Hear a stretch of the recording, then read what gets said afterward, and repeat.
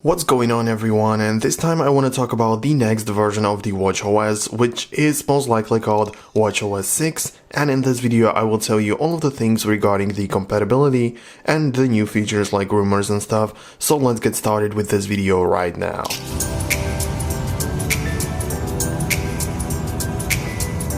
So when exactly do we expect the WatchOS 6 to be a reality and to be a version that we can download?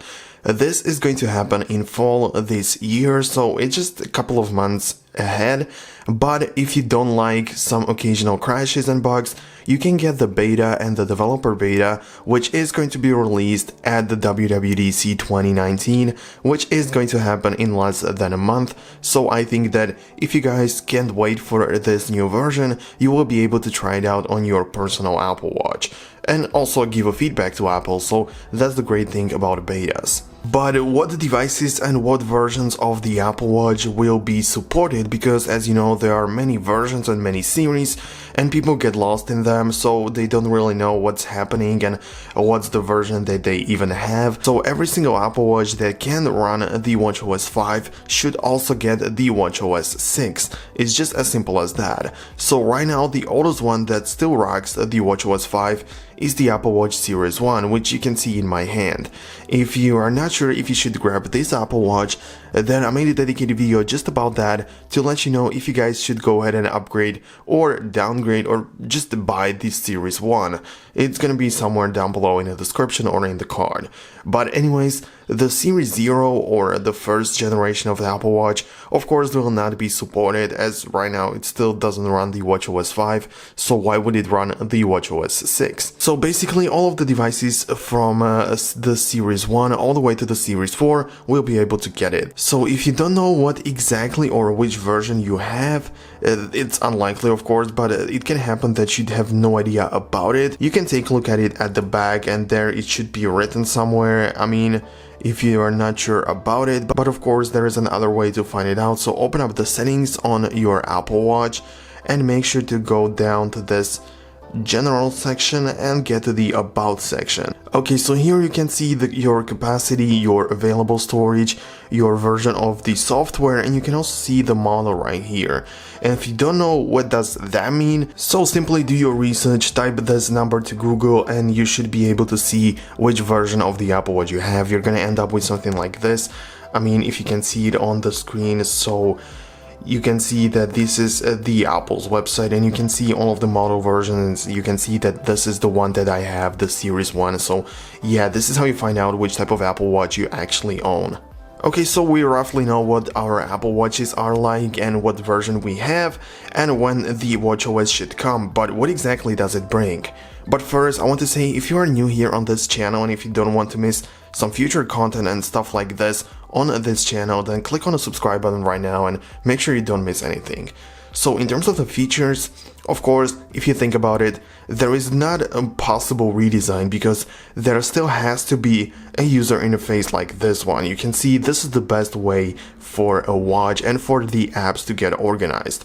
So we don't really expect anything huge. I mean, there is not really a possible change that could happen to this menu or to the user interface of the Apple Watch in general.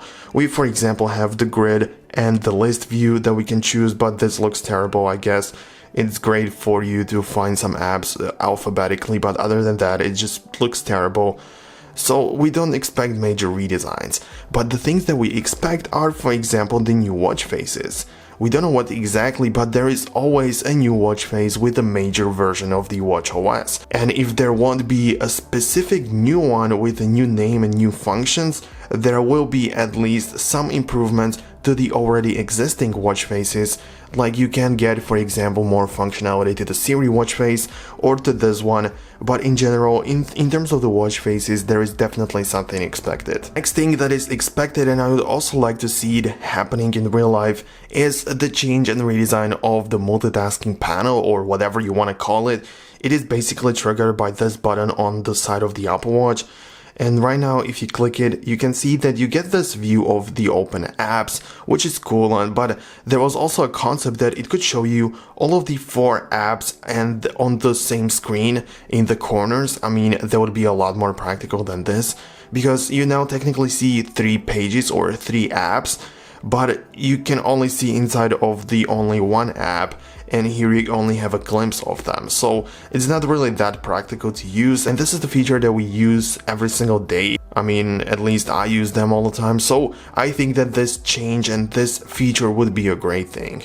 The next thing that is rumored to come is the sleep tracking. I made a dedicated video just about that again on this channel, so go ahead and find it if you can't wait for the WatchOS 6 and you want to get the sleep tracking right now. There is an app, and I showed you all of the things you need to know about it, so take a look at it if you want. But with the WatchOS 6, we should get the official version. The activity rings, as you can see, are part of our lives, and the Apple Watch users can say that they should try to close all of the rings during the day, and all of them do try to do that. So these rings should come with the change with the WatchOS 6, and it should give you a lot more control over it, and you should be able to customize them, not just to have them like this according to what Apple said, but according to what you say, and you can get the organization as you want, so you're not just really limited by Apple. And the last thing that we expect, or at least I expect, is the always on display. And what that means is that you probably know that the Apple Watch uses an OLED technology for the display, which is great, and it can only light up individual pixels, which is a great thing for the always on display. You can see that if you have a black background, those pixels are basically turned on, and only those that have a different color are turned on, and that is a great thing, and we know about it. But the always on display is a function where you can see nothing but a black screen with the time or some information on top of that. So you're not using or draining the battery, but still have some information which is on the display and which is appearing on the display all the time. It doesn't disappear, and it should be like a great addition to that, to the Apple Watch and to the experience. I think that it would be, again, a useful change for the Apple Watch. Again, for the iPhones too, because the iPhones and the newer ones, the newer models also feature the OLED display, so I think that the iPhones should also adopt the always on display. So I would say that this would be it. I really hope you found this video useful and informative. If you found something new, or if you are excited about the Apple WatchOS 6, then leave a thumbs up, let me comment down below, and also subscribe for more content like this, and make sure that you don't miss any useful information in the future. So have a nice day, and see you guys in the next video. Peace out.